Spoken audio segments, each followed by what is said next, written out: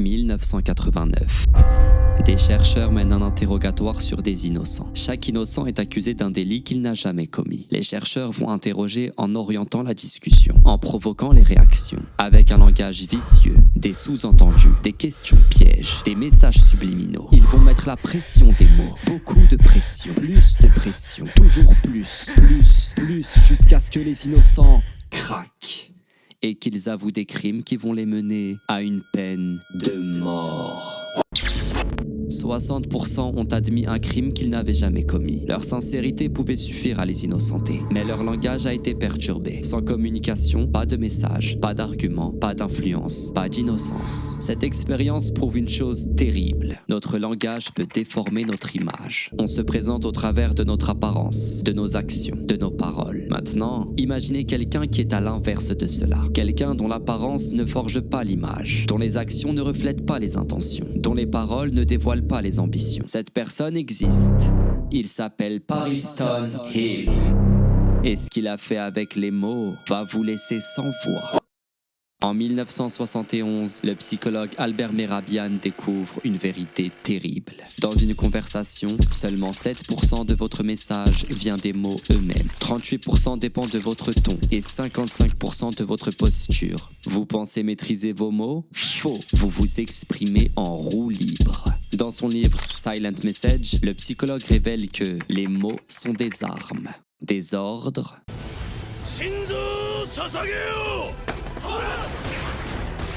des menaces,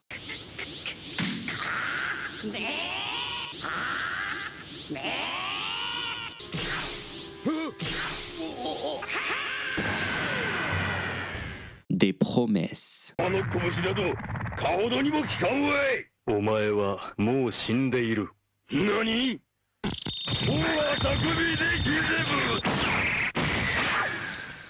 ？On parle pour essayer de se faire comprendre. On improvise en espérant trouver les bons mots. Enfin, pas Pariston Hill. Lui, il ne parle pas. Il construit. Il n'improvise pas. Il orchestre. Pourquoi? Parce qu'il a développé une intelligence linguistique absolue.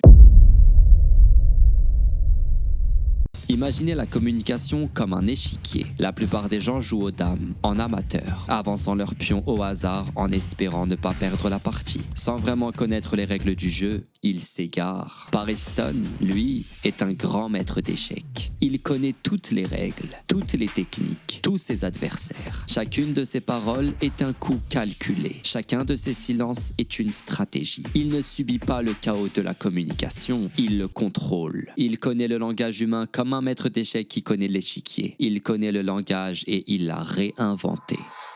En 1984, à l'Université du Missouri, les psychologues Richard Petty et John Cacioppo vont mener une expérience effrayante. Ils demandent à des étudiants d'écouter 2 discours. Le premier discours ne dévoile que des vérités, prouvées avec des arguments sérieux, mais il est présenté avec hésitation, sur un ton monotone, par un homme banal à l'apparence douteuse. Le deuxième discours ne présente que des mensonges remplis d'incohérences, mais il est présenté par un homme ultra charismatique, avec assurance et éloquence. Résultat, 72% des participants suivent le discours mensonger. Cette expérience prouve qu'un mensonge bien articulé peut écraser une vérité mal défendue. Seulement 28% ont réussi à croire la vérité, même si elle était mal exprimée. Pourquoi? Parce qu'ils ont un atout que les autres n'ont pas. Le discernement, la capacité à dissocier le fond de la forme. Pariston Hill, lui, ne se contente pas de travailler sur le fond ou sur la forme. Il change carrément le langage. Ses pulsions ne le contrôlent pas. Ses besoins ne le possèdent pas. Sa communication est calculée, optimisée, maîtrisée. Il ne vit pas pour le plaisir, il vit pour diriger. Par exemple, lors des élections à la présidence des Hunters, Pariston se retrouve face à 3 adversaires, Misaistom, Cheadle et Leorio. Ces 3 adversaires décident de s'unir pour le faire perdre. Misaistom appelle ses partisans à voter pour Cheadle. Ensuite, Cheadle appelle à voter pour Leorio. À 1 contre 3, n'importe lequel d'entre nous paniquerait, mais pas Pariston. Il sait que le cerveau humain est imparfait et qu'il existera toujours une faille à exploiter. Donc, il analyse les mots prononcés par ses adversaires. Puis, Puis, il prend la parole. Sourire éclatant, voix posée et contre toute logique. Il demande à ses propres partisans de voter pour Leorio. Sur le papier, c'est insensé. Mais pas pour Pariston. Car Pariston s'était souvenu de certaines paroles. Les paroles de Leorio, qui ne voulait être président que pour sauver son ami Gon. Il s'est aussi souvenu des paroles de Jin, qui lui avait assuré que son fils Gon serait sauvé. Donc, si Gon était sauvé avant la fin des élections ou même après, Leorio se retirait ou démissionnerait, et Pariston gagnerait. Sauf que la cérémonie va être interrompue par Gon qui se présente sain et sauf. L'histoire de Gon a charmé tous les votants. À cet instant précis, si Gon appelle à voter pour Leorio, Pariston est sûr de perdre. Dans cette situation, n'importe qui paniquerait, mais pas Pariston. Il sait que l'information est la clé du pouvoir. Il va donc demander à Gon de voter, à l'oral, publiquement, tout de suite. En apparence, c'est du suicide. Mais Pariston a retenu que Leorio n'a désormais plus de raison d'être président. Leorio va donc se retirer et Gon votera pour Pariston. Misaistom est choqué, Cheadle est frustré, Pariston a gagné. Son cerveau est une arme qu'il a aiguisée pendant des années. Mais comment est-ce qu'il a fait? D'abord, l'information. Il s'informe sur tout, sur l'aspect juridique, économique, sociologique, sur ses alliés, sur ses adversaires, sur l'actualité, sur l'histoire passée, sur les projets futurs. Son réseau d'informateurs lui rapporte tout ce qu'il veut savoir. Ensuite, l'audace. Pariston est sûr de lui. Il n'a pas peur de tenter un projet. Il ne craint ni la honte d'un échec, ni le ridicule d'une erreur, ni la menace d'un adversaire. Il n'hésite jamais à prendre des risques dans ses prises de parole. Enfin, l'indépendance. Il ne se laisse jamais influencer par des pressions extérieures. Pariston n'est pas un follower qui suit les influenceurs bêtement.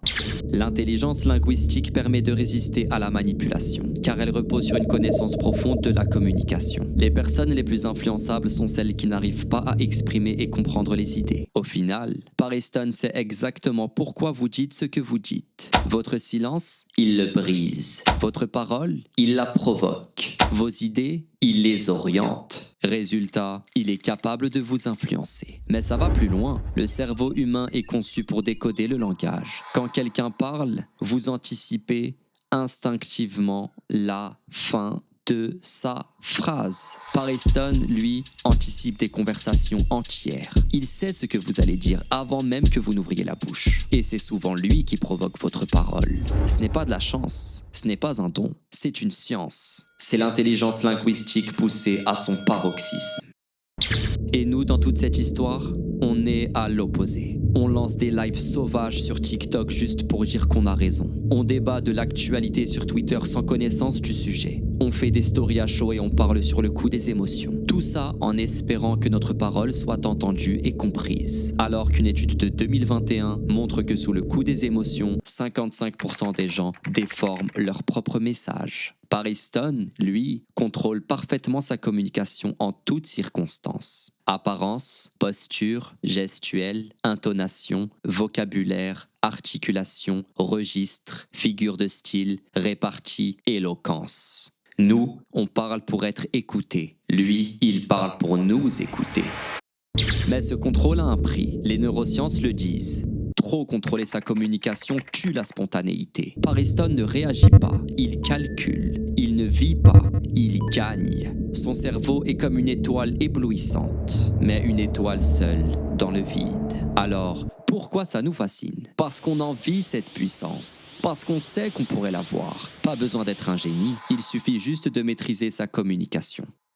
Voici 3 petites méthodes qui pourront vous aider. Premièrement, cultivez-vous au maximum. Repérez les sujets susceptibles de vous concerner et dont vous n'avez aucune connaissance. Puis informez-vous sur ces sujets. Regardez des documentaires, lisez des livres, des threads ou des articles. Participez aux conférences d'experts ou écoutez leurs podcasts. Cela vous forcera à élargir votre point de vue et à être opérationnel pour suivre un débat sur des sujets variés. Deuxièmement, testez vos limites. Entraînez-vous à vous exprimer devant votre miroir ou votre caméra. Exprimez-vous pendant quelques minutes sur des sujets différents. Et pour chaque sujet, adoptez une posture différente, un ton différent, un registre différent, une humeur différente. À la fin de l'exercice, analysez la vidéo et regardez-vous. Ce jeu de rôle vous permettra de cerner vos points faibles et vos points forts. Troisièmement, observez vos discussions. Dans chacune de vos conversations, que ce soit en live, en stream, en message ou en réel, observez vos interlocuteurs. Quels sont leurs langages, les mots qu'ils utilisent, leurs sujets de discussion, leurs gestuels, leurs tics. Cette analyse, froide, vous permettra d'adapter parfaitement votre communication et d'orienter facilement les conversations.